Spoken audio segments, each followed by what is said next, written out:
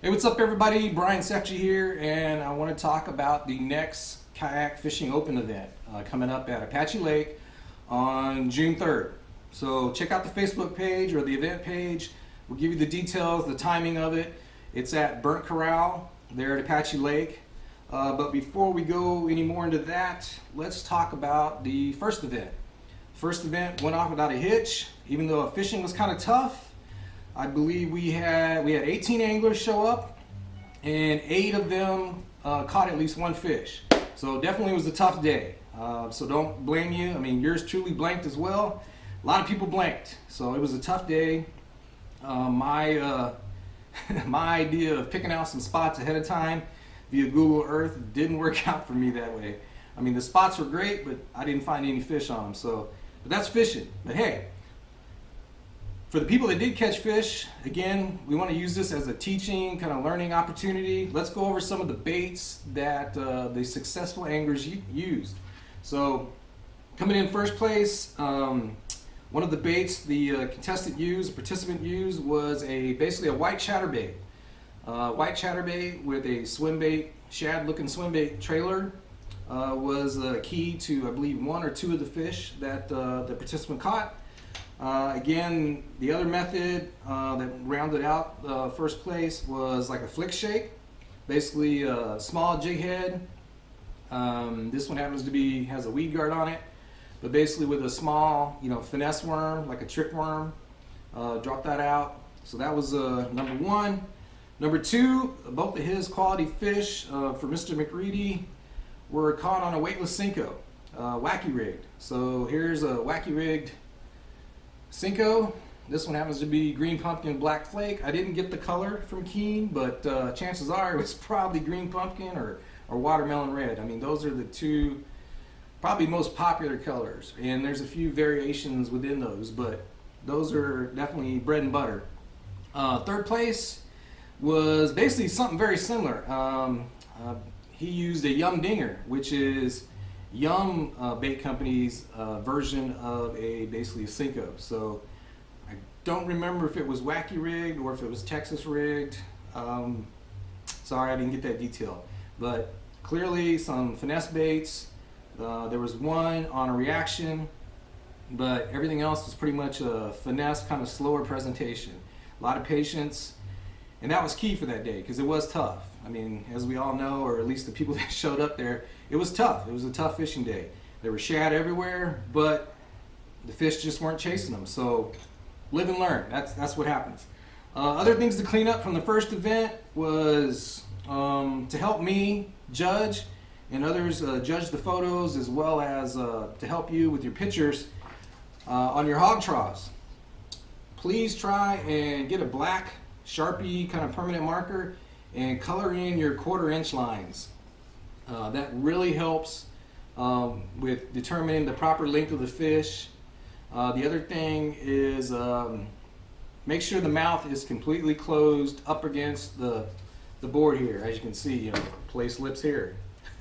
So color in the 1/4 inch lines and make sure the mouth is completely shut by pushing the fish up against the butt of the board here.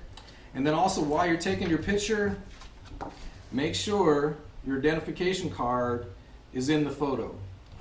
That proves that it was that day, etc. And of course, you want the kayak and the fish in the photo, of course. You can take multiple photos. Just make sure they're good before you let the fish go. All right. Sorry about that. Moving on to the June 3rd event. We're hoping to get more anglers out of this one. There's a little more notice, so let's light up Apache Leg, guys. I had a fun time, even though I didn't catch any fish. One of the things that I enjoyed about the event was meeting all the new people. Yeah, I mean, that was awesome. I mean, I got to meet a lot of new people, saw some new faces, some new anglers, which is great. We all kind of share that same kayak fishing passion. So, and that's the point of these things, is to get like-minded individuals together in a community type atmosphere. So knowing that, let me back up. So one of the other things that I really enjoyed about it was the night before. We had a bunch of anglers, a few anglers show up and actually camp out the night before for that long drive out to Roosevelt.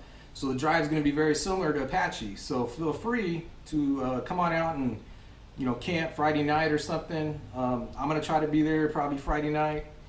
And that was great. I mean, we were all kind of hanging out Friday night, just talking, a little boat talk, a little talking smack of what we're going to do, sharing stories from the past. It was just great. I mean, that's one of the things that I enjoy about going to some of these events is the before and the after, the community aspect of it. So that was great. If you're going to camp, duly noted, a lot of people, if they go to the lake a lot, have a annual discovery pass. I mean, I have one. This gets me, into all the areas, well, at least the Tonto National Forest areas, and I don't need to pay anything else. However, if you're going to camp, like at places like at Roosevelt or Apache at Burnt Corral at the improved campgrounds, these do not work for the campground. You will need a daily Tonto pass. So if you plan on camping, bring your daily Tonto pass. Now, you don't need both, so you can use this for launching as well. But if you're just planning to coming out Saturday morning or something, and you're just going to launch and then leave, then the annual Discovery Pass is enough. So don't forget your Tonto passes. Last time Dallas had some extras, so I'm hoping he has some more. I mean, if you need one when he gets there, hit him up. I think they're $8 now. So bring your $8 for Dallas. And a big thank you to Dallas at Lower Gear for setting this up. I mean, I had a great time at the first event. I think it went off pretty good.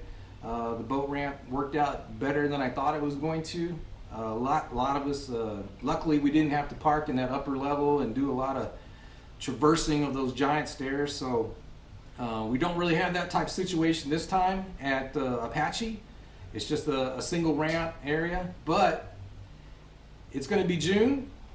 School's going to be out, so I'm sure it'll be busy. I'm sure there'll be people already there camping that week. So keep that in mind. Keep that in mind. But love to see you out there. Bring a friend. Bring a family member. I mean, it's free, so you can't beat that. I mean, even if they don't feel like they have, they don't feel like they're ready for competitive fishing, it really doesn't matter. I mean, it's free. I mean, just come on out and float with us, fish with us. Who knows? You might get lucky and catch the winning bag. So I put up the Angler of the Year points and the other day, so let's hope on this June 3rd event that I can climb that ladder as well as some other people can climb that ladder for the Angler of the Year points. So the more people we get, the more points the winner gets. So I'd love to see 20, 30 people out there on Saturday morning. So I hope the weather gives us a good outcome, but rain or shine, we'll be out there Saturday morning unless it's a hurricane or something. So enjoy your evening. If you have any questions, please just post them below this video.